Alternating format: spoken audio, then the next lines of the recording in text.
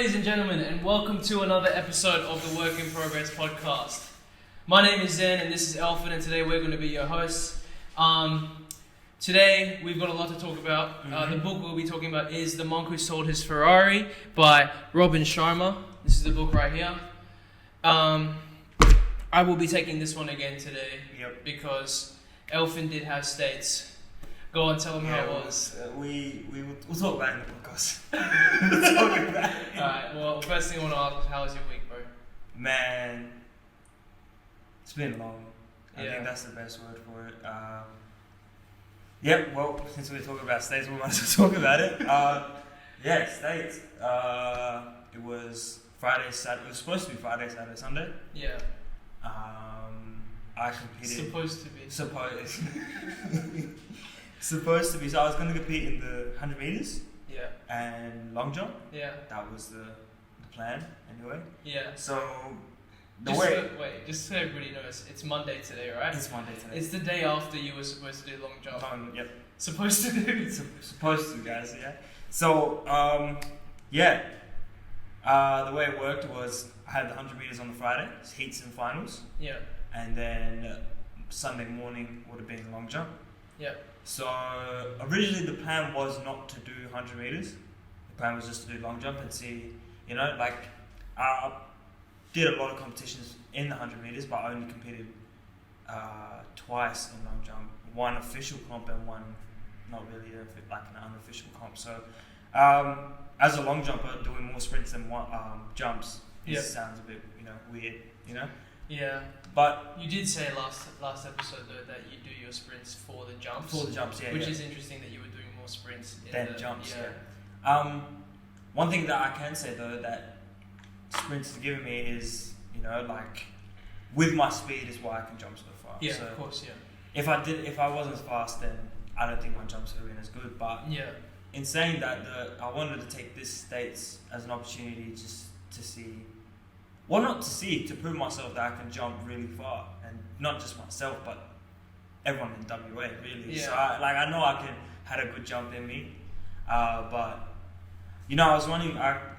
In saying that, my sprints were getting really well. Like you saw on Monday the track session. Yeah.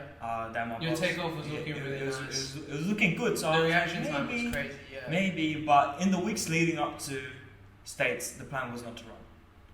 Just do jumps, just a single one. Yeah.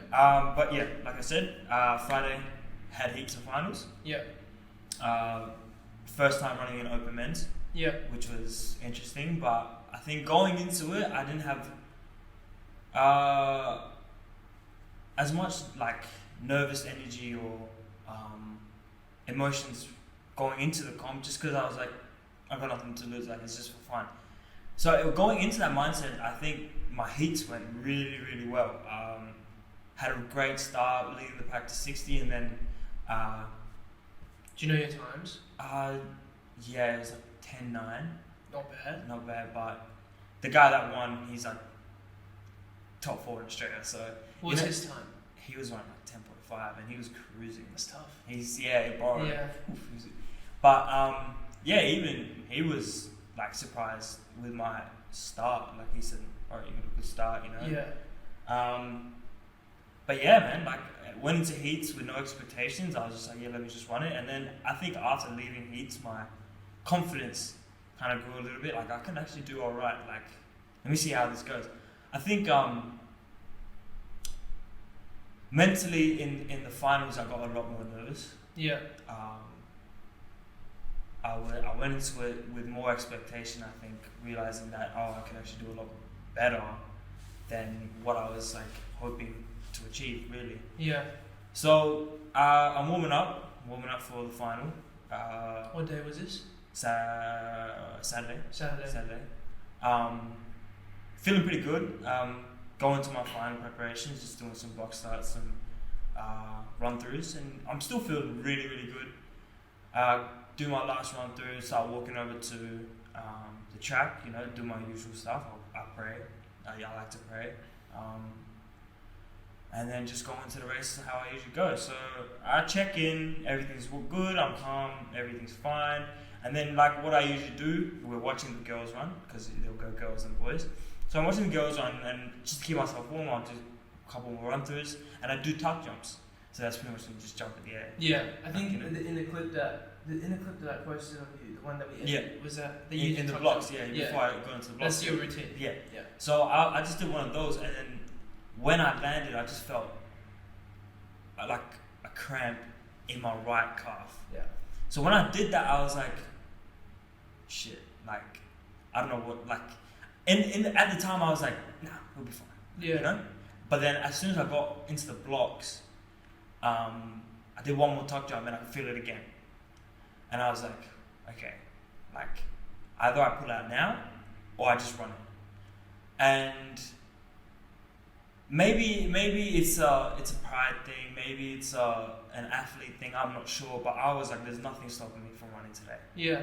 I wanted like... No, 100%, your whole season built up to this. I was like, oh man, like, there's no way I can stop now. And this is state finals, like, I'm in the first time, I didn't expect to get into the finals. So I was like, I want to run this, like, you know what I mean? And like, I went into that mentality and I was like, I'm going to do it. So I'm practicing, doing a practice start. I take off, I may take 20 meters, like just dry phase, just 20 meters. And I just felt a full cramp. Like I just felt my whole muscle seize up now. Yeah. And well, I'll put a clip up of the video of me doing it. And on the final event of the evening, we've seen Jack Hale in this one. We're seeing Connor Laranaga Boyle, Ethan Striger, who spent time here in. As we just see, unfortunately, Elphan John Jimmy. A fault in the warm-up has unfortunately drawn an end to his state championships, and what a really unfortunate way to do it. He's been working so hard to come back. I felt it, and I just felt this leg just freeze, and I just almost fell over. And then after that, I just couldn't walk. Like I needed to sit down badly, and as soon as I sat down, I pulled my legs straight, and it just kept cramping and uncramping, cramping and cramping. I could just see the whole calf just tighten up, loosen up, tighten up, loosen up, and then just ended up staying like this for like a good solid minute, and I was like in agony, bro. Like I was in pain, and obviously I couldn't run after that. So then my coach came up to me and was like, "What's going on?" And at the time, what did he say? He was just like, "What's wrong?" And I was like, "It's like I didn't know." Was he like panicked? I wasn't really paying attention. If I'm gonna be honest, I think everything else around just blurred. Yeah. I think you were in that zone, and then all of a sudden this thing just kind of like took you out of it. It's like mentally, like it would be so weird. Yeah, I was there, but I wasn't there. It's probably the best way to say it. My head was somewhere else, and then after the whole time, I couldn't put an emotion behind what I was feeling. Like it was just so numb. That's probably the best way to say it. I was just numb. Like the whole car ride home. Like as soon as it happened, I went in. I didn't watch the rest of the race. I just walked out of the track. I sat down by myself, and I was just thinking. I was like, was that like, in my head? I'm like, was that a waste of time? Like, I didn't have to run. I didn't need to do that. I didn't have to train. Like, you know, all of these thoughts, they just keep creeping up in your head. It's negative thoughts. It just kept flooding my mind. I was like, what was the point, bro?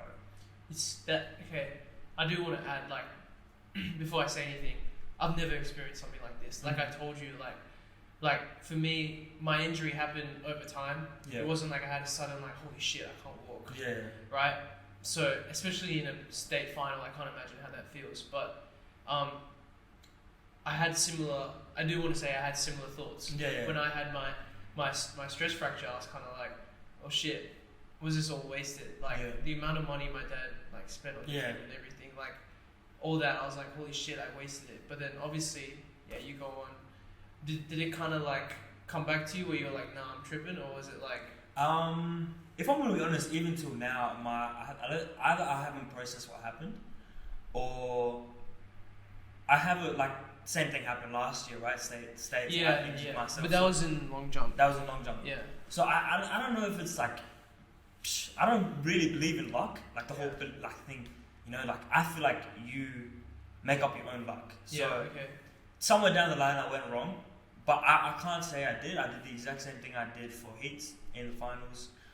So I don't know. Maybe it is luck. Maybe it was supposed to happen. Like I said, I'm a religious man, so like everything that was supposed to happen was predestined. So once I got into that mindset, I think it kind of like calmed me down a little bit. Like if this was supposed to happen, it was gonna happen. You know what I mean? Yeah.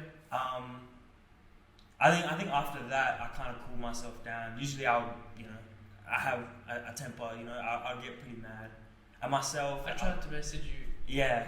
Yeah. That's at that point when people were messaging me and stuff, I didn't want to hear it. Yeah, like I was really worried. Yeah. Right, because I wanted to come on Sunday to watch your long jump. Yeah. And then you were like, no, there's no point. Yeah. And I didn't know that you got injured. But then as soon as you said that, I was like, oh shit, did he get injured again? Yeah. And then, I don't know, like, it was weird, like, reading what you were saying. Like, I couldn't contact you at all. Yeah. Right? And then, like, I fucking spammed you with stuff. Yeah. And then that's your real one. But I mentioned something, literally, like, last week, I watched the video of Giannis Antetokounmpo, NBA player, for those who don't know. He said he got knocked out of the playoffs, I think it was last year. Yeah. And one of the interviewers asked him, he was like, how are you going to deal with this failure? Mm-hmm. Right? And then I told you what he replied was. He replied that Michael Jordan played 15 seasons, and I believe he did not win the finals 9 out of those 15 seasons. Now, I don't know if the stats are correct, but something like that. He did not win the finals 9 out of those 15 seasons. Do you think those 9 other seasons were a failure? Yeah. Right? Do you call that a failure? He also asked the guy, he was like, did you get promoted at your job this week? Did you get promoted at your job this year? Is this week or year a failure in your eyes? Right? Like, you go on, like, you do your job, you do your athletics, failures come and go, right? But at the end of the day, like he said, it's all just stepping stones. Yeah. Right? There's no such thing as failure. Yeah. Right? It depends on how you look at it. Yeah. I think a lot of younger athletes or athletes in general, like there's points of times when, I've been injured almost at least once every 2 years. There wouldn't be career-ending injuries like it was. Like, it would never be, like, thank God, like, never been really, really bad to the point where I can't run. Yeah. But I always feel like, it's never like 2 steps forward, 1 step back. It's always like I'm taking 3 steps forward just to go like 3 steps back. So I always feel like you're always at the same I always feel like it's just a cycle and it just never ends. Is this the second time it's happened? This is the second season. This is the second season in a row as well. A second season in a row, same competition. So in my head, I'm thinking like, what did I do wrong? But after, like, I'm starting to come to the terms after talking to someone, like, she helped a lot. Made me realize like it was supposed to happen, man. Like now I gotta choose if I want to keep going forward or just like rot. That's probably the best word. Like, wait, your 2 options are you keep going forward, but you keep going forward as in are you gonna pick between jumping and running now? No, as in what I mean by keep going forward, like keep training. Like in athletics. Oh, bro, there's no choice then. Yeah, I knew that was never a choice. No, there's no choice. I knew this straight away. I said this last season. I told my coach, I'm not quitting, man. I can't be arsed. Like I've done this too many times. Last season, I remember how down you were. And I think it was when I started seeing everyone else start to go to training and compete. I was like, I miss this too much. So I knew deep down. I knew deep down. So much. There's no way I would stop. I knew that wasn't even an option from the start. But I think the step that I had to take forward is, what am I gonna do? Like from here, am I gonna just like let all that progression just like fade away, or continue to build? Obviously, I can't build straight away. Like obviously, the injury's gonna like prevent me from doing what I really want to do. But I can still go to the gym. Yeah. Like I can still do things to help myself. So that's what I'm gonna do. I think the worst thing you can do chose the second option. Which was right. It's the worst thing you can do.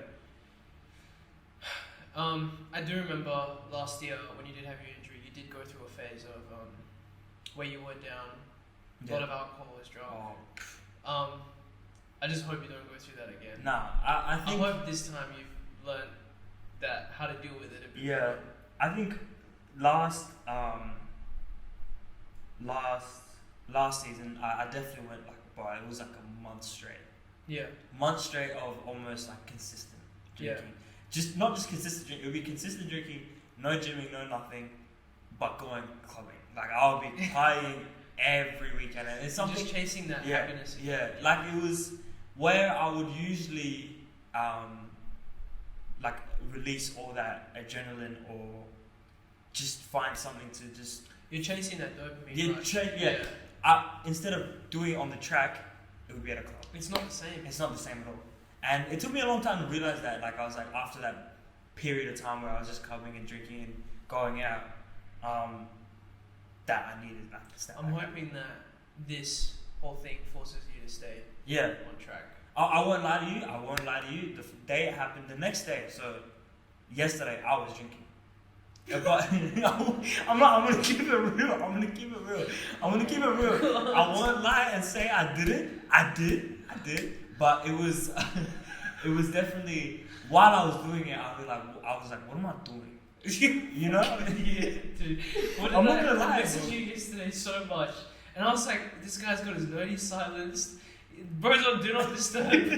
Bro, were you drinking in your room? Bro, I was sad. Bro, you know I was just binging shows, bro, and just drinking. But yeah, that's me being honest, because I don't want to lie. But I was drinking yesterday. Yeah. Not a crazy amount, but enough to make me realize like this is not what I want to do. What was your family's reaction to the whole thing? They're obviously very hurt. Even my dad had a feeling after the heats that I shouldn't have ran the final.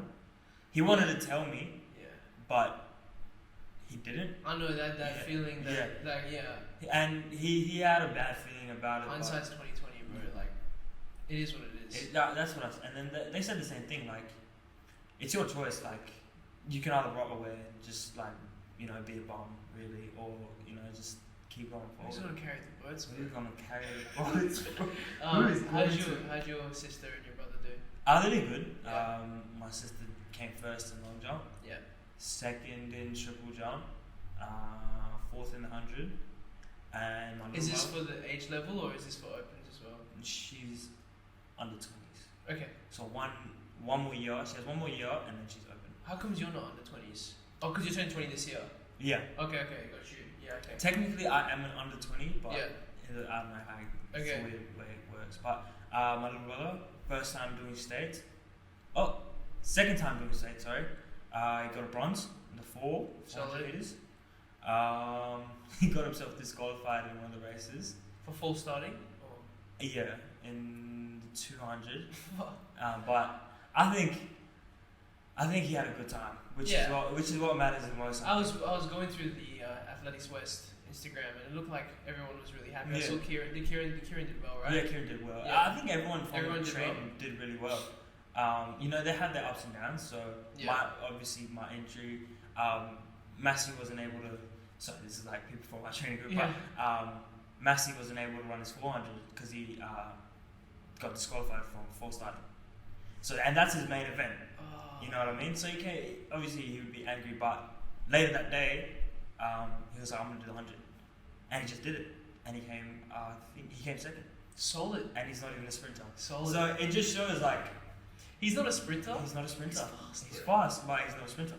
Damn. He's only 400 meters. Is under 20s 100? Under 20s 100. Wow. I think that was his first. That's amazing. First 100 meters in the whole season. Yeah. And he did it, and he was just like, that's really why good. not? Yeah. All right. Well, anything else you get up to this week? That's the high, I wouldn't say highlight. That's the low light. That's the low. Yeah. I think to wrap it up, I think the best message I could give anyone here is if you fail, and more than likely you will fail. Yeah. When you're down there in that low spot, is how you're gonna bring yourself back up. The longer you stay down there, the more comfortable you get. I think that's something I live by. And if you get comfortable, you just stay there. It's better to pick yourself. Being off the comfortable ground. isn't a good thing, by the way. Picking yourself off the ground is probably the hardest bit. That's that first step. Then from there, I think you'll just fall in love with the process all over again. Because if you love a sport, you end up back in it, like no matter what. So, yeah. All right. Well, my week. Yep. I was supposed to come and watch you this weekend, but obviously, man was on Do Not Disturb, so. So what did I get up to? We recorded the pod. We recorded it now. It's nearly been 2 weeks since we recorded it because we did it like a week and a half ago. Yeah. Uni started this week. Yeah. So last week I was stressing quite a bit because I was thinking about how to like sort out my schedule and shit. Yeah. Podcast went up. Yep. Yeah. I would say it was a success. Same. Because we got a lot of really good feedback, but like criticism in a way. I wouldn't say it's criticism, but it's people helping out, which we really appreciate. Trying to sort out the audio today. I'll have to figure it out in post. We've raised this up a bit, but basically, I was pretty happy with the comments from everybody. I'm pretty happy with how the views went, everything like that. Parents are very happy. Yeah. I'm sure yours are the same. Yeah. Apparently I say right too much, so I gotta make sure I don't say right. Maybe I'll say left.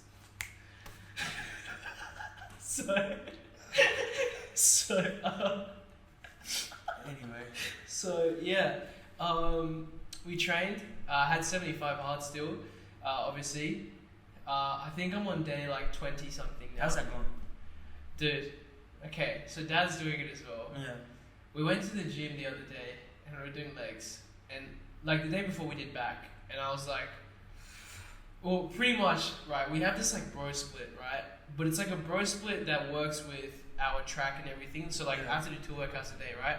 So I say bro split because it's like I'm doing chest, back, arms, like that, right? You know what I mean? Yeah. Like every day is a new body part. So what happened was, because I was really busy and stuff, and Dad obviously has work and stuff, we could only go at one certain time throughout the day. So for a couple of days in a row, Dad had to just use the treadmill at home because just get the 45 minutes workout in. Yeah. Like he had to do the treadmill and something else in the evening, right? Which he was doing fine, but after back, he was kind of like, oh, my upper back is kind of sore. Yeah. Right? And I was like, okay, cool. Like, did my physio stuff, whatever. Like, his back was fine. Yeah. We went to hit legs. Now, I didn't tell you this. We got to the gym and it was pretty packed. All the squat racks were taken. So we started on the hack squat. And I let him warm up on the hack squat, which, it warmed up his legs, but it didn't really warm up his back. And then we saw this guy squatting like 120, right? But this guy was taking like ages, right? And Dad got kind of pissed off at him because Dad was kind of like, oh, like, why is he taking the squat rack for so long? Dude was on his phone, like on the phone call and shit. So Dad was like, oh, Zen, show him how it's done, So I started squatting. Yeah. I felt warm. Like, you know that feeling that you get where you're like, my body's warm. Yeah, I feel good. Yeah. You know, but I think that comes with experience at the gym. Yeah. My dad did not have that. I don't think he knows what that feels like. Yeah. I don't think he was warm. So I've squatted my 120, right? And then he loads up. He leaves 20 on either side, so it's 60 kilos. Okay. And his best that he did the other day for like 5 reps or something was 50 kilos, and he was like, I'll just do 60. And I was like, no, we're not doing that. Right? I know he wanted to ego lift a bit. Yeah. Like he was feeling pumped and shit. Like the pre was going through him and everything. So he was like, I'll just do 60. I was like, no. Right? I take it off. We put 50 kilos on. Okay? So it's just 50 kilo squat. Yeah. I'm down spotting him. Right? He goes down. He does it well. Right? He's pumping them out. He's on his 5th rep. 6th rep, he goes down. His back, he goes down. And he kind of does a good morning at the bottom. Where he kind of lifts his back up and then pushes up. And he's like, my back. And I re-rack him. I'm like, oh shit. And he's like, oh, Zen, my back. And I'm like, my dad's like 52. Yeah. And I'm like, no. And the physio side of me is kind of like back injury. Like I'm thinking about everything and all that. And I'm like, okay, first thing first, don't panic in front of the patient. Yeah. Right? I'm like, Dad, you're fine. There's so many people in the gym as well. Everyone's watching him. I'm like, fuck, okay. Dad, we're going to walk, right? We're going to go sit down on the grass part. Yeah. Right? We're going to do some stretches.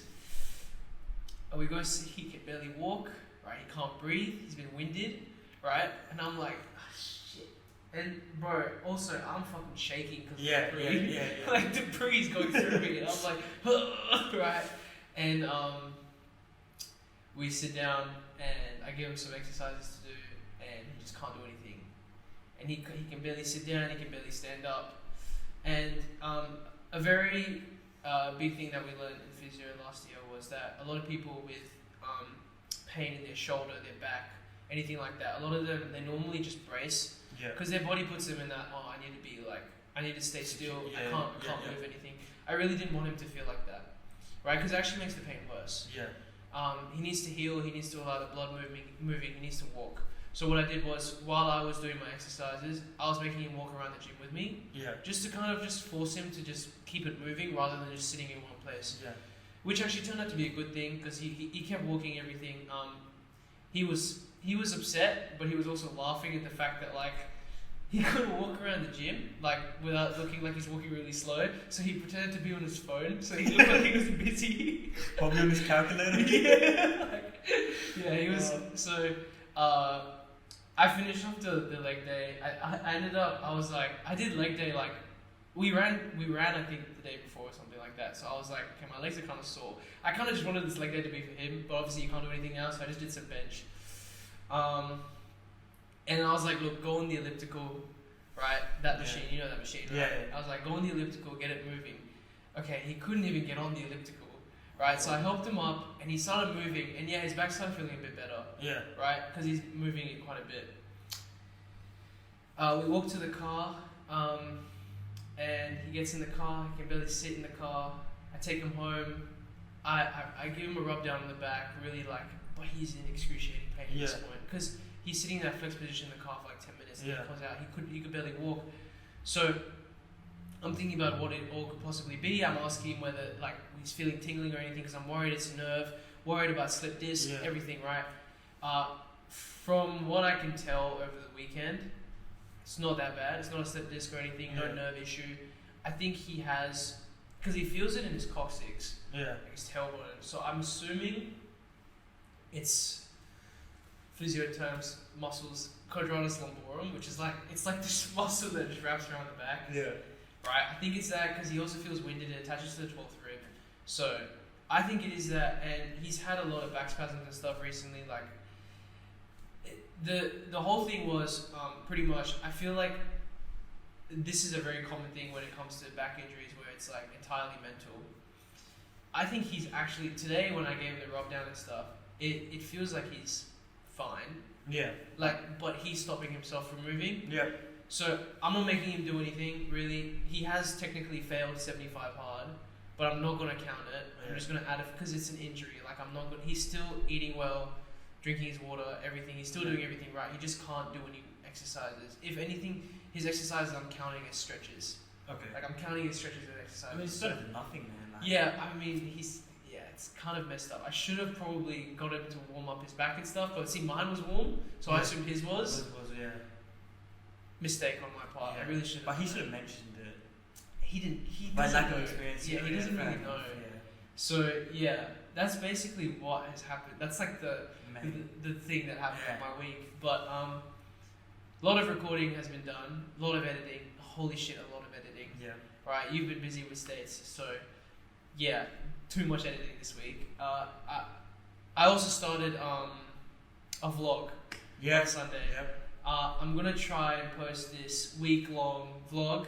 If it doesn't come out, it's because it's shit. But I'm trying to post this. I started on Sunday morning, and I started on Sunday morning. You know, I had this discussion. This is completely off topic. I had this discussion with my mates about, is Sunday the first day of the week for you? No. Is it Monday? Yeah. You know, for me, it's Sunday. Why is it Sunday? I don't know. You're weird. Right? But, hear me out, right? It's the weekend, right? So it's at the ends of the week. Oh, stop. Right? So that's what I said. But my boys were like, nah, it's Monday's the first day of the week. It is. But I swear some calendars it starts Sunday, Monday, Tuesday. Yeah, yeah, but that doesn't mean it's the start. I swear in primary school as well, when you're like learning like the days of the week song and shit, it starts with Sunday, right? I swear it starts with Sunday. My vlog starts with Sunday, so I'm saying it starts with Sunday. So you know okay, so you do that, bro. Sunday, I started. I'm doing my 2 workouts. I went for a jog on Sunday morning. Holy shit, my calves are really tight. Mm-hmm. Don't talk about calves. Sorry. Let's not talk about calves. So anyway, so Sunday morning, I went for my jog. I did some Cali midway at the park. Oh, dude, it's really hot. Did some Cali, and then I went for my evening workout. This morning again, I had my workout this morning. It's Monday. I'm showing my food and everything, calories, protein. I had a pretty good day yesterday. I had 185 grams of protein with only 1,700 calories. Wow. Yeah, which was pretty good. It's because of the egg whites, dude. It's just a hack. Egg whites is literally like, I had like 400 grams of egg whites. So it was only like 200 calories or something. And I had like 50 grams of protein. It's actually cracked. But yeah, the shits come with it though too. so yeah, worth it though. It's worth it. Gains. I'm hoping it goes well. I'm hoping we get some content in it, like quite a bit of content in it. Yeah, so that has been my week, I think. So it's been a long week. Yeah, I've been uploading to TikTok, YouTube Shorts, everything. Yeah, it's been kind of... In saying that, guys, if you have questions for us, I know some people have reached out to me. Yeah. The questions asking about like training, diet. Yeah, everyone's reached out to you, but not me. Well, so in saying that, like, if you guys have questions that you want to ask me or Zen, yeah, feel free. Like, 100%. We would love to answer those questions as much as possible. You know what's crazy? One of these, I think he's 13. He might be 14 now. One of the kids I coached in volleyball last year, he messaged me and he was like, dude, that guy at the start of the video, how does he jump so high? How does he jump so far? Bro, he didn't ask about me. I was like, I get it, man. I get it, bro. I touch higher. Anyway, so yeah. Anyway. What was your touch? What did you touch in the Vertec? Like 330. Yeah. Yeah. What was mine? Like 336. Something like that. Yeah. So anyway. What's your vert again? Sorry, how's your cough? so anyway. How much do you weigh? Yeah, let's not talk about it. So yeah, the vlog going pretty well. Yeah. Okay. Moving on to the book. Is there anything else you want to add before we move on? No, man. No? Okay, so this is The Monk Who Sold His Ferrari by Robin Sharma. This book, I read it a few weeks ago now. I'm currently reading another book, Men Are From Mars, Women Are From Venus. It's about relationships and stuff. That's soon come. You're reading... Hidden Potentials and Stillness is the Key. Stillness is there. So those are your next two. So this book, it's basically like it's like a transcript of sorts, like kind of like a dude talking to another dude. Okay. Right, and basically you've got dude 1 and dude 2. I forgot their names, but let's say we've got Steve and Bob. Steve and Bob. Alright, so Steve is working in a law firm, right? And he's one of the best lawyers ever. Okay. Right? Like a really good lawyer. Like Harvey Specter type Harvey shit. Specter Exactly, yeah. type shit. Like actually like that. Yeah, Like, yeah. The way he was described in the book is very similar to that. Except he is overweight, right? A bit unhealthy because he devotes his entire life to his job. Right? Which is what makes him good at what he does. His family life isn't the best because he, once again, devotes everything to his job. Then you have Bob, who is his... I really hope I don't mix up the names. Who is his underclassman. Mike Ross type shit. Yeah, yeah, actually, yeah, pretty much. But he's basically watching Steve, and he's like, wow, like... So... Fuck, wait. Steve is the upper guy. Yeah, so Bob is the narrator of this book. Okay, and he's examining Steve, and he's saying that he's never seen a lawyer act the way this guy does. Like, he's really good at his job. Okay. Right? Then, long story short, gets to a point where he's in the court, right, and he's representing someone, or I don't know, right, I don't know how law stuff works, but he basically has a heart attack. Typical story, right, where somebody has a heart attack and they come to a realization that they need to change their life. Yeah. Right, that type of shit. Yeah. I read that and I was like, it's so cheesy. Yeah. You know, but so cliche. But what happens after that is really interesting. So a few years go by. They don't know where Steve has gone. Yeah. Steve went to India, Okay. right, on a spiritual journey. Okay. Right, again, cliche, Yeah. but he met these monks in the Himalayas, Yeah. and these monks. Well, he'd heard of these monks, Yeah. right, and he went to go find them. Yeah. And he was like on the verge of death, I'm pretty sure. Like seriously, like he had spent like so long trying to find these guys, and he found them eventually. He found one just walking along the. Look, okay, I'm explaining this story really badly, but look, it could also be a massive metaphor. I don't even know if it's based on a true story, right? But pretty much, Steve goes on this whole journey, right, which is not talked about in the book yet. Yeah. Right, and he comes back a few years later to see Bob has basically taken his place.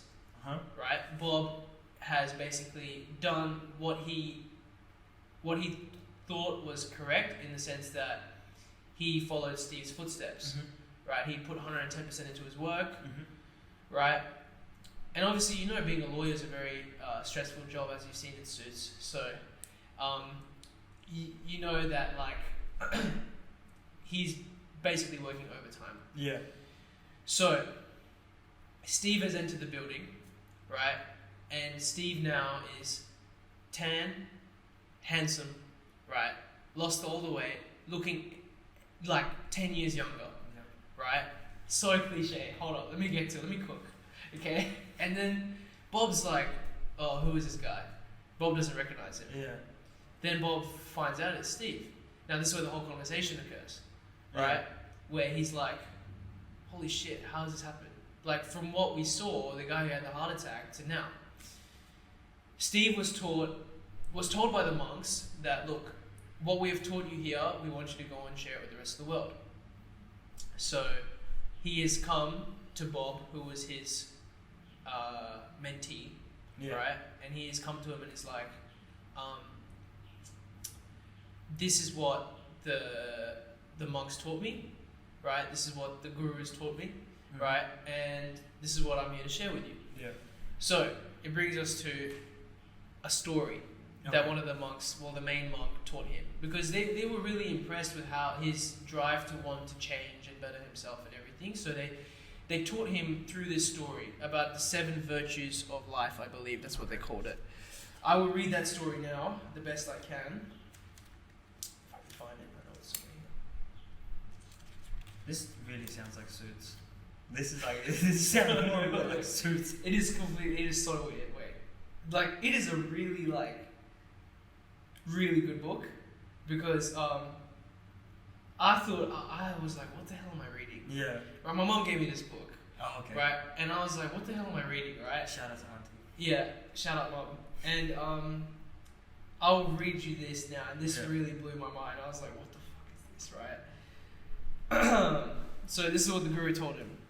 He said, he asked him to shut his eyes and lay on the floor, and sit on the floor of the living room, and told him to picture the following scene, right? Do you want to shut your eyes? And I'll do it. Okay, you're sitting in the middle of a magnificent, lush green garden. This garden is filled with the most spectacular flowers you've ever seen. The environment is supremely tranquil and silent. Savor the sensual delights of this garden and feel as if you have all the time in the world to enjoy this natural oasis. As you look around, you see that in the center of this magical garden stands a towering red lighthouse, 6 stories high. Suddenly, the silence of the garden is disturbed by a loud creaking as the door at the base of the lighthouse opens. Out stumbles a 9-foot-tall, 900-pound Japanese sumo wrestler who casually wanders into the center of the garden. Wait, it's not done yet. Hold on.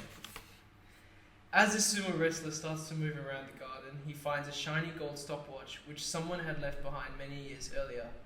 He slips it on and falls to the ground with an enormous thud. The sumo wrestler is rendered unconscious and lies there silent and still. Just when you think he has taken his last breath, the wrestler awakens, perhaps stirred by the fragrance of some fresh yellow roses blooming nearby. Energized, the wrestler jumps swiftly to his feet and intuitively looks to his left. He is startled by what he sees. Through the bushes at the very edge of the garden, he observes a long winding path covered by millions of sparkling diamonds. Something seems to instruct the wrestler to take the path, and to his credit, he does. This path leads him down the road of everlasting joy and eternal bliss. That's it. Okay? So, that's not the entire book, obviously. That is a massive metaphor for the 7 virtues. Let me see what the 7 virtues are. Is 7 virtues of living a good life or something like that? Was that what it was? Let me just check this. Something like that. A 9-foot swinger wrestler would be so scary, bro. That's what I was imagining the whole time. I was imagining 900 pounds, bro. Damn. What? 7 timeless virtues of enlightened living. Enlightened living. Okay. Now, I've summarized them and I've written them down in my amazing book right here. Yep. So, what we're going to do now is we're going to go through all 7, right? And we're going to have a chat about each one, one at a time. Number 1, master your mind. The quality of your life is determined by the quality of your thoughts. Okay? Now, this is represented by the magnificent garden, because you should nurture your mind like a garden. Mm-hmm. Okay? So, the quality of your life is determined by the quality of your thoughts. I want to link back to what you said about how your negative thoughts flooded your mind when the injury happened. I think that's beautiful, bro. Honestly, when I heard that straight away, honestly, when I heard that straight away, I was like, wow. We'll keep it as a metaphor then. When I was having those drowning thoughts, it just felt like a tsunami, you know, like of bad thoughts just hitting my gut.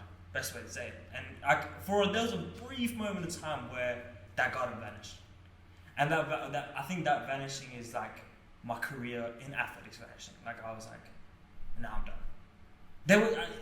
That's me being completely honest. For a good half an hour, I was like, there's no point in this. And then, like you said, mastering your mind, I think, will help master your body. You know. So, if I was able to control my emotions, control my mind, then I don't think nothing could really stop me from. Of course, yeah. You know what I mean? But it's really hard to control your mind. It is, but I think one thing I keep saying this, every bad thing or any hurdle that you hit, it is a blessing in disguise. The one I had last year, my last injury, was probably the start of, like I said before, my whole growth journey in not just athletics, but my mental state, everything. Same. You know what I mean? Yeah. You know what I'm saying? It's a blessing in disguise. I think this one was just to solidify that. Like, instead of going back to how I was, like, going back to just partying every day and just, you know, like, using that as a way to get that dopamine rush, do something more productive, like this podcast, or just going to the gym, something, you know what I mean? Instead of looking for a way out. It's all a mindset. It's all a right? mindset. So, I just sent you a reel the other day of Michael Jordan. Again, like, talking about him quite a bit. But that reel where he was like, maybe I made it look too easy. Yeah. Right? Like, there was also another one where he talks about the amount of shots he's missed, like game-winning shots he's missed. Yeah. There's a lot of like really inspirational stuff from Michael Jordan where he talks about all that stuff. But like me thinking like I've never seen him miss that. Like I've never seen the ones that he's missed. Right? I've never seen the ones that he's messed up. But if he let those missed shots, right? If he let those get to his head and he thought to himself, which he actually probably did. Like, after watching the documentary about him, he was pretty hard on himself quite a lot of the time.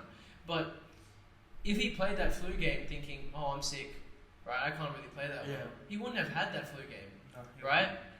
So, if you, as it says, the quality of your life is based on the quality of your thoughts. Yeah. If you have a positive mindset, everything around you is going to be positive. Also, talking about my dad's back injury, like me trying to really force to him, like, look, your injury's not that bad. Yeah. Right? Immediately, he's over 50 years old. He's had a back injury. Like to him, he thinks, "Oh my God, it's the end of the world." Yeah. Even today, when I was giving him the rub down, he was like, "What have I done this to myself?" Man, can't have those type of thoughts. Yeah. Because that's exactly what causes it to seize up more. Right? So, look, it comes down to everything comes down up to here. Like, it all just comes down to your own thoughts, right? If you tell yourself you can do it, believe it or not, you can actually do it. Yeah. Right? Even, like, manifesting and stuff like that. I don't know if, like, people say, like, look, oh, it's a bunch of bullshit. The whole idea of manifesting is just solidifying. It's literally just the quality of your thoughts. Literally just it's not that you're putting it out in the universe, the universe is going to reciprocate it. I'm not going to say that that's not true because I don't know, I have no clue, obviously. Right? Whatever people believe is whatever people believe, like, whatever. But it is just your thoughts as well. Yeah. If I'm going to tell myself this business is going to be successful, I'm telling myself this business is going to be successful. And it's going to be fucking successful. So, that's what I'm saying. So, master your mind was the first one. Second one, follow your purpose. The purpose of life is a life of purpose. It's so hard. This guy is crazy. This guy is so hard. So set goals and have the courage to act on them, right? There's no mistakes, only lessons. Right? This is represented by the lighthouse because the lighthouse obviously guides you and the goals are the ones that will guide you. So, wow. Purpose of life. I have no idea what honestly, I think as young individuals, male and female, I know I've had these thoughts. What do I do in life, bro? And I've had those. Yeah. We talked about it last week, where you set your goals. Yeah. Right. Make them short term. Make them easy to achieve. Everything like that. That's kind of check it out. Yeah. Honestly. Check out the last one. Yeah, you know what I'm saying. But yeah. I think everyone struggles with the whole like they have those phases. I've definitely had those phases where what do I do in life in general? You know what I mean? And I think the biggest thing is finding something you like doing. So for us, sport. It came to us pretty easy. Doesn't mean like the next person will be easy, you know? But it's instead of locking yourself in opportunities, it's better to go out there and find something to do. Put yourself in uncomfortable situations. Like I said before, if you get comfortable with something, you just drown. You'll be surprised how happy you are when you're doing something you're passionate about. Oh, 100%. Like, I want to talk about volleyball. Yeah. Right? That was my number one passion. And I went through a whole stress fracture for like 8 months and I didn't even know I had it because I was so happy playing the sport. Yeah. I did actually play some beach. I had some hitting lines at beach the other day. Wow.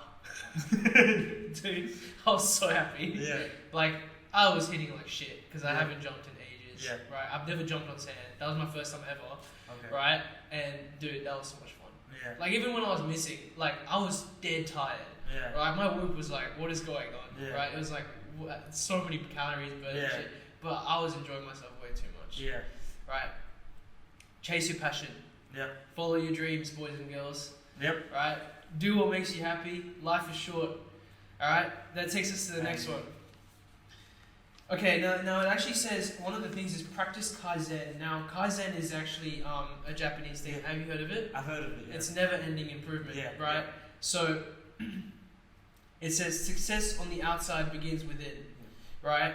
And I can't remember what it was, but I'm pretty sure it was a sumo wrestler. Yeah. That was the metaphor for this, because he's Japanese and shit. Yeah. But, I hope so. well, it's a sumo wrestler. Sumo is Japanese, so yeah. Yeah, so pretty much never-ending improvement. Always do things that will help you improve, right? Those goals that you set, those short-term goals, they're always going to be to improve. Yeah. Right? This whole 75 hard thing I'm doing is, at the end of the day, for improvement. Yeah. Right? And when you're doing something that you're passionate about, you'll be surprised how practicing Kaizen actually isn't as hard as you think. Right? Because even in the gym, like, you know, we always just chase PRs. Right? As injury prone as we are. Yeah. Like, we still want to hit PRs. Yeah. And that in a way is practicing Kaizen. Yeah. Right? Yeah, I mean, nothing much else to say on that. It's literally just never-ending improvement. Now, living with discipline. So, yeah, consistently perform small acts of courage. Okay, as you said, don't be comfortable. Don't be comfortable, yeah. Right? Put yourself in uncomfortable situations because that's what's going to benefit you the most. Yeah, I think discipline is, a lot of people think it's like something you have to be comfortable with.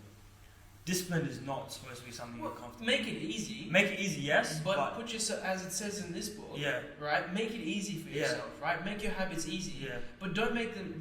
Nothing should be comfortable. Yeah. Bro, how boring will your life be if you were comfortable? A discipline is one of those things that I think if you want to grow, like you said before, like taking that never-ending improvement, you have to keep like moving forward.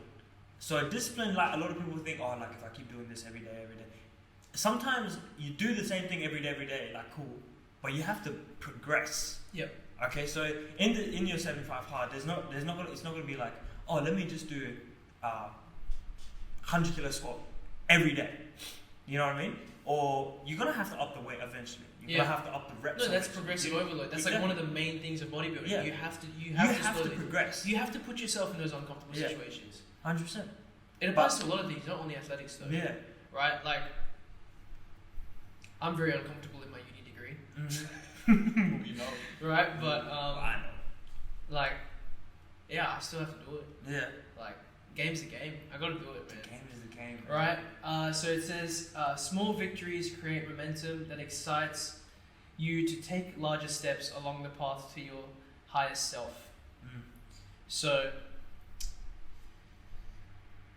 when you are training in athletics, every single week I see you do a little celebration, right? Mm-hmm. You're always like, oh my god.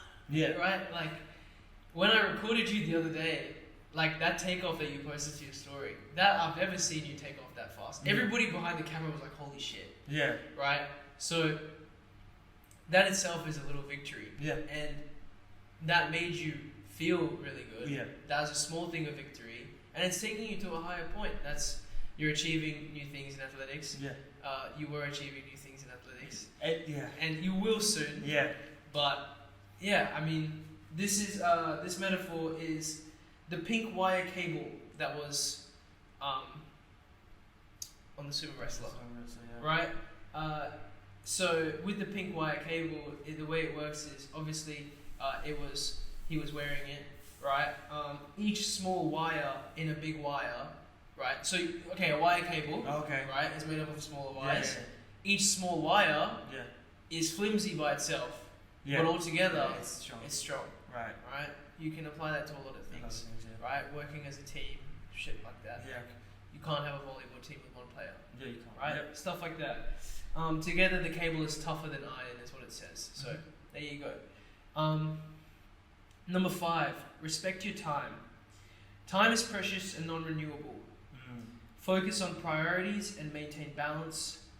Simplify your life, and this is represented by the shiny gold stopwatch, but obviously it's a watch time. Yeah. With time, I wanted to talk about something.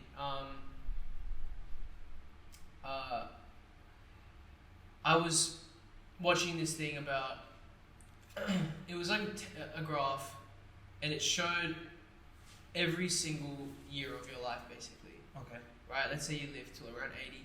Yep. Right, I saw this. We're already a quarter of the way there, right? And when I saw it on the graph, it kind of made me think like, firstly, the time has gone by so fast. Yeah. Right, like you kind of, it's been 21 years, and it's kind of like, damn, like I'm already 21 years old. Yeah. Right, so you have that thought. I had this a lot last year actually when I had my injury. I was thinking about this a lot, where I was kind of like, my life was like passing me by, and I really didn't have much to like. I always used to set myself goals where I used to be like, by 19 I want to do this, by 20 I want to do this. Yeah. I never achieved it. You never, yeah. Right, because realistically they were unreasonable. Right, at the time I was just I was shooting for the stars. Right. Just naive, man. Right, yeah. But like when I see the graph, it was saying like, this is your teenage years. This is the time that you will probably get married. This is probably the time you'll have kids. Everything like that. Dude, it went by fast, and then it ended like this is the time where you kind of lose sense of reality. Yeah. Like and stuff like that. I was thinking about it, and I was thinking like, the one thing that people take for granted is time, right? Like there's always another time, but realistically, you don't know if there's another time. Don't know. I wanted to take this time to talk about. recently, 2 weeks ago, a very big name in athletics passed away. He was a marathon runner. His name is Kelvin Kiptum. He passed away at the age of 25 with his coach. His coach's name was Gervais Hakijimana, I believe. He was one of the most, like Golden Boy. Yeah. At the age of 24, I believe he broke the record. Yeah. Right? And, like, the world record. And, unfortunately, rest in peace, he died in a car accident with his coach. Yeah. Right? 2 weeks ago. And it got me thinking, like, God forbid something like that happens. Would I be happy? With your life. Yeah. Yeah. And it also, like, I don't mean to talk about death here, but we talked about this the other day, where you told me that you don't really fear death. No. Do you want to talk about that now? Yeah.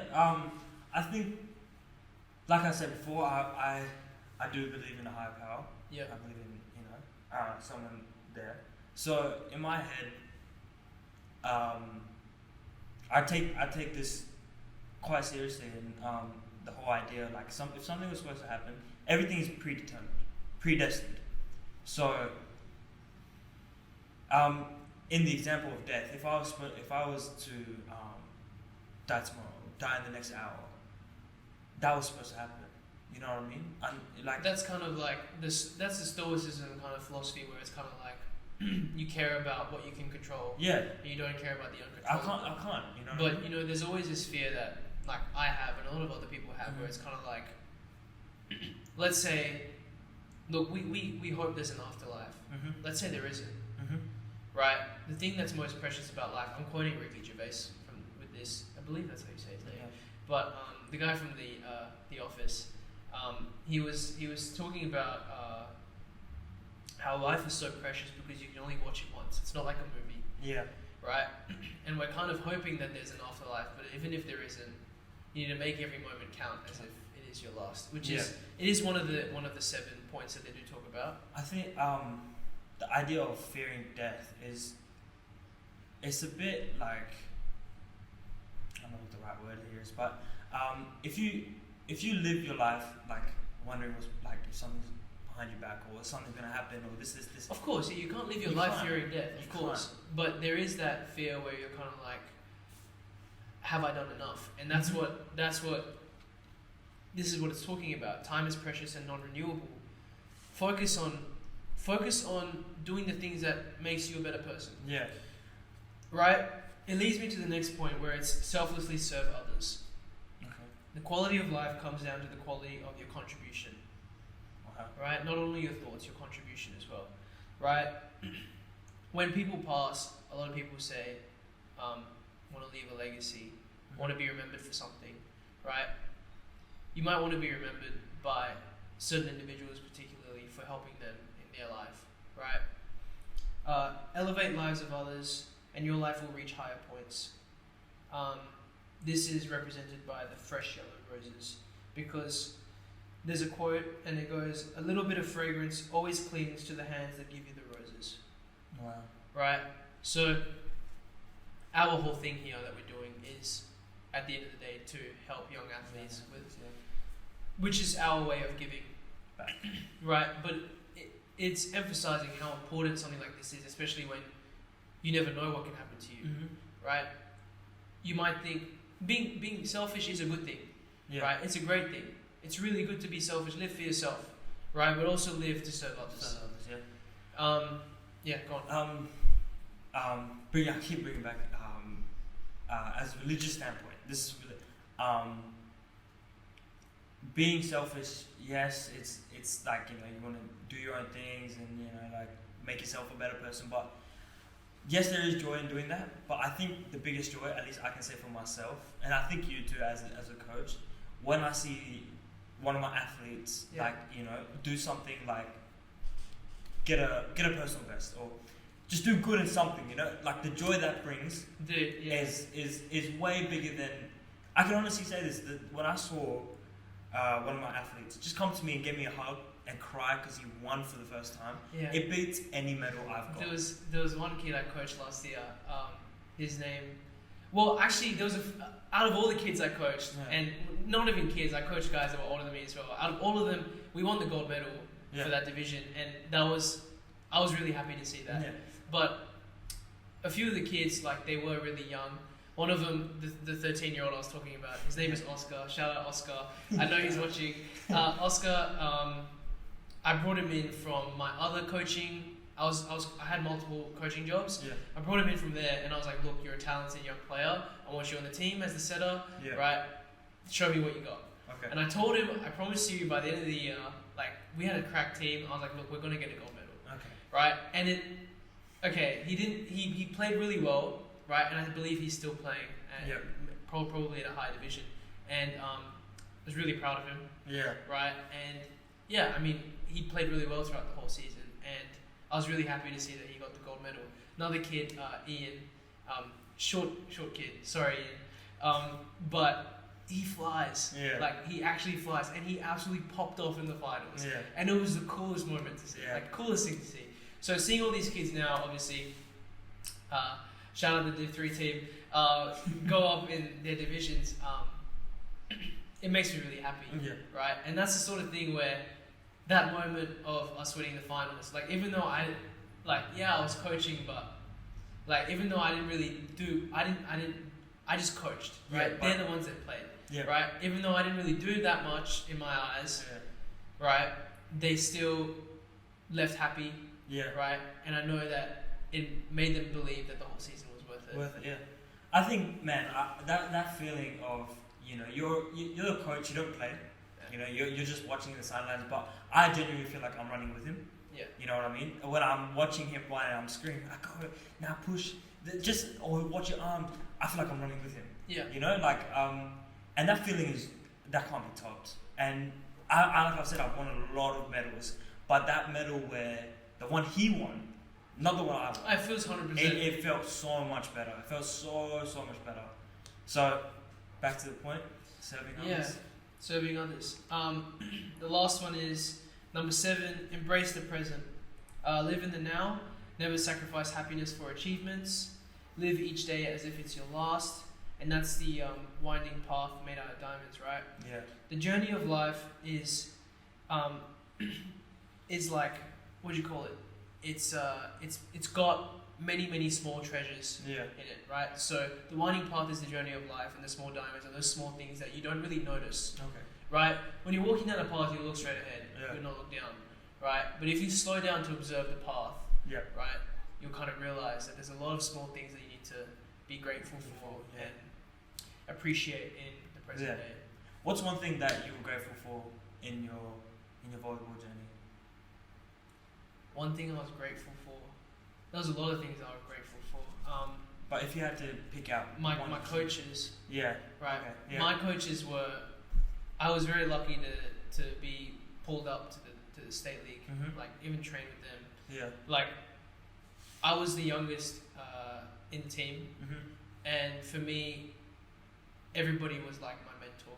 Yeah. Right. And the boys know, like, they know I'm so grateful for everything that they did with me. Yeah. Like, I was probably hella annoying, probably still am, right? But, you know, like, they were always there. Dylan Wood. Yeah.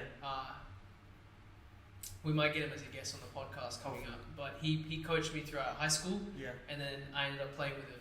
That's probably really cool. He also went to the gym with us and everything. So that was really cool. And he is one of the people I am grateful for in this whole thing, because he always got me involved in, like, the pulp crawls, all that stuff. Like he basically, I would say volleyball kind of made my, like, 17, 18, 19, like, those 3 years were, like, some of the best years of my life because of volleyball. Yeah. So that's what I'm grateful for. Like, there's a lot of things to be grateful for. Gavin, my state league coach, like, amazing coach, right? He always pushed me, always telling me the same shit, stay low and forward, because I could never pass for the life of me. Yeah. Right? And he would always tell me that, and, like, I can't imagine. Well, I can imagine because I also coached, but telling the same kid the same shit every single day, day in, day out, like, to have the patience to do that, to have the love to do that is commendable, obviously. Yeah. So, yeah. 100%. Of course, like grateful for a lot of things with volleyball. You with track, I'm sure it's hard. It's like. Yeah, definitely. Started, man, like this year, the same thing. States, you know, he was the one that was telling me like stay in sport, like don't give up that easily. And you know, without him, I wouldn't be on this journey. I wouldn't be on the self journey. I wouldn't be on the journey at all, really. I think knowing me, if he wasn't there or that present in my life, I think I would have stopped. I will say, out of all the coaches I've had, like, I've never been in an athletics group apart from this one, right? I don't know how athletics is. Volleyball, we had all been in the same team for so long. Yeah. So it naturally made that family, right? It made that family dynamic where we were all like brothers and we all just were like really good mates. Yeah.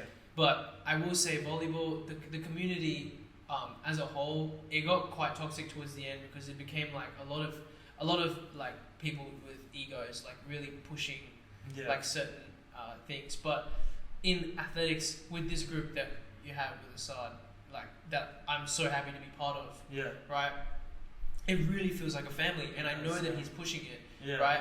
He has those times where he's talking about how he believes in the higher power, and he's really, really, really pushing this positivity onto these kids, and which is obviously really cool. Yeah. And it's so cool. And I think what we can both say this confidently, it's inspiring for us. Yeah. Because that's something we want to do. That's something we want to do for the next generation. All these coaches are definitely people I look up to. Yeah. And I don't know, man. Like, I can say that Assad has, in a way, helped us with this. Yeah. I think the idea of just, and not just the idea, the confidence he's given us and like the wisdom he's given us. A lot of the things that we are saying on this podcast is words that we probably got from our coaches. Yeah.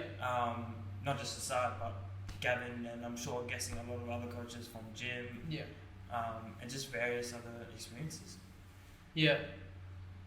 Yeah, I mean, we had such a good relationship with the coaches at our gym as well. Yeah. Jed and V. Yeah. Dan, Gavin. Yeah, exactly. Everyone. Yeah, like we became like friends with them. Yeah. Like it's really nice, like being able to, like I'm sure, like even when Jed watched you do so well, Gavin was your coach, right? Yeah. But even like Jed and V, like they were with us in the gym a lot of the time, right? Like I know Jed. I met Jed actually when. Just to say, Jed was our old. Oh yeah, S&C coach. S&C coach. Same with V, Gavin. There's two Gavins now.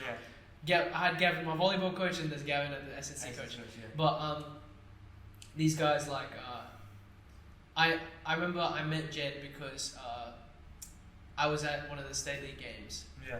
And Dylan was playing, and this is, I think, was this before I joined? Might have been before I joined. Probably, yeah. Or maybe I might have been on the bench. I can't remember. I remember watching the game. That's but I remember no, it was before I joined state league actually, and Jed was like sitting in the crowd and stuff, and after the thing, Dylan comes up to me. He's like, "This is Jed. Like he's gonna take care of me and everything." Because Dylan's who introduced me to the gym and stuff. And I know that Jed was extremely proud of Dylan and stuff. Mm-hmm. And even whenever we would come in to talk to him about stuff, he would always be like, "Oh, that's sick." Yeah. And then V was like our boy. Yeah. V was more like, yeah. V was more like he wouldn't show that he was proud, but obviously we know he was. Yeah. But he was kind of like, "Shut the fuck up, let's get this shit." Get big now. Yeah. So yeah. Building like stuff like that with your coaches is that sort of stuff's gonna stay with us forever, right? And that's the sort of stuff we want to push out as well. So yeah. Going back to the book, look, those are the seven things to live an enlightened life, right? I feel like it's really hard and really easy depending on what you're doing. Like practicing Kaizen and stuff, as I said, it's really easy when you're doing something you're passionate about. Yeah. But something like 75 hard, this whole thing I'm doing, is kind of like, for the first week it's hard. Once you get into the groove, you start building, unless you have an injury or something. Sorry, Dad. Unless you have an injury or something, then I think it's relatively easy to go through with it. Yeah. But in saying that, just to push yourself, because I know you want to. I know you want to gain something out of the 75. Yeah. That you know how it says it gets a little bit easier. Yeah. It's 75 hard for a reason, man. No. Okay, I'm saying it gets easier. It's still fucking hard. It better be. Because like you saw what happened. I've just come from the gym. Yeah. Right. I couldn't even lift up the mirror. Like I'm exhausted, and I have another session tonight. Like it is exhausting, but I make sure I'm on top of it by eating well, like eating the protein, right, taking my supplements, drinking my water, everything like that. I don't know. Have I even said what the rules are? I don't think I have. The rules are for the 75 days. I'm on day like 20 something now, but for the rules are you do 2 workouts a day, both 45 minutes. They can literally be anything. Like the whole thing is you're supposed to have one inside, one outside, but for me it's difficult to do that because sometimes we have gym sessions, right, which are inside, and then we have maybe track that's outside. So it kind of works when we were in season, where I would gym in the morning and then go to track in the evening. But sometimes it's hard to do both, which I'm not counting as a failure because I'm still gymming. Like, especially with Assad's gym, that shit is hard. Yeah. Like that is way too hard. Like, yeah. I don't know how, tomorrow I have to somehow replicate it because it's off season. You guys aren't doing it tomorrow. No. So I have to somehow replicate it at Revo, which is going to be tough. Hey, unless you want to join me or something tomorrow. Okay, tomorrow. Okay, so so there's 2 workouts. You have to drink. I'm doing 3 to 4 liters of water. I have this bottle and I have another bottle. This bottle is so embarrassing. It walks around. This bottle is my outside bottle. I take this bottle everywhere. Right, and then my other bottle is my room bottle. That one stays in my room, right? But I know approximately how much I've drank. Yeah. Right? I don't want to take my dirty bottle into the room. Bottle I have to wash it all the time. Seeps, bro. So, so the water, I have to read. It's read like 10 pages or something. I'm just reading as much as I can because we have to do it for the podcast anyway. So this kind of keeps me accountable. And then you stick to a diet. You take a photo every day. You weigh yourself every day just to see your progress. Dad's progress is crazy. I can actually, on my phone's recording the thing, but I'll show you Dad's progress after this. It's actually pretty nuts. Like he's lost like 4 or 5 kilos. Yeah. But he looks so. Like it's crazy. Yeah. He actually has lost quite a bit in 3 weeks. Shout out to your uncle. Yeah. Shout out cripple. And then, what do you mean by that? Sorry, Dad. So and then, I'm crippled too, bro. And then, what was I saying? I forgot. I said water. I said book. The diet. Yeah. That's been the hardest part for Dad and me and Mom actually. Mom's doing the diet one as well. And basically we've cut down the calories to like 1,600 to 1,800 because we want to be in 1,000 calorie deficit every day because I believe that if you do 1,000 calorie deficit for a whole week, you lose 7,000 net, right? That's around a kilo of weight. Okay. I believe it's fat. Yeah. I believe that's how it works. Okay. Right? So that's why I'm at this deficit as well. Obviously on days where I train over the top, you might have to eat. I do eat a bit more. Like if I burn like 3,000 a day, this keeps me. Yeah. This keeps me going. So, before we end it here, I just want to tell everyone that if you do have questions for me and Zen, please text us. I have a lot of people that hit me up, asking questions. 100%. Yeah, even message the sprc.tm. Wherever we on our personal or on the Spark. 100%. Yeah. Ask questions, please. And also give feedback. Please, leave it in the comments. Please give feedback because I'm gonna try and work on this audio. Look, the mics, they weren't cheap, but they weren't expensive either, right? And we didn't get the ones with the stand and everything because that's like an extra. Soon for sure. We're looking at changing this backdrop as well, adding some furniture in. Hopefully everything gets a bit better as we go on. Anything else? Like, subscribe, all that stuff. The Instagram links, Spotify links, everything. I believe Spotify links. I'm not sure. It's pretty difficult dealing with Spotify and stuff, especially as new creators. But everything will be in the description. I'm gonna try and add captions to this one. Yeah. It's gonna be pretty difficult to add captions because sometimes we're talking at the same time. At the same time, yeah. But yeah, the reels come out every day. Yep. We're gonna go and record some content tomorrow, hopefully Let's for hope the so, gym. yeah. And Yeah, my vlog should be out. Not yet, because this is going out Wednesday. But my vlog will be out maybe next week, Sunday, Monday, because I have to finish it on Saturday. Yeah. But I'm editing it every day, and I hope it turns out good. I pray it turns out good. But it's more like a raw type of vlog. Yeah. Like I don't want it to be like so professional, because I'm really bad like at editing. Like I'm not very bad, but like I'm new to it. Yeah. So I'm learning as I go on. But hopefully we can record more content like that as well. We got some gym content coming up soon because I know that's been at least asked by me what I do in the gym and stuff. So hopefully we can show you guys what we do. Maybe we might make some where it's like what this day is, Yeah. But that's in my vlog anyway. Yeah, but yours is a bit different. Yeah, if you want me to do a vlog, a weekly vlog. Oh yeah, like we can do shit together as well. Yeah. Like it's calm. Yeah, okay. This has been Zen and Elphan, and this has been the Work in Progress podcast, episode 2. Thank you guys so much for watching.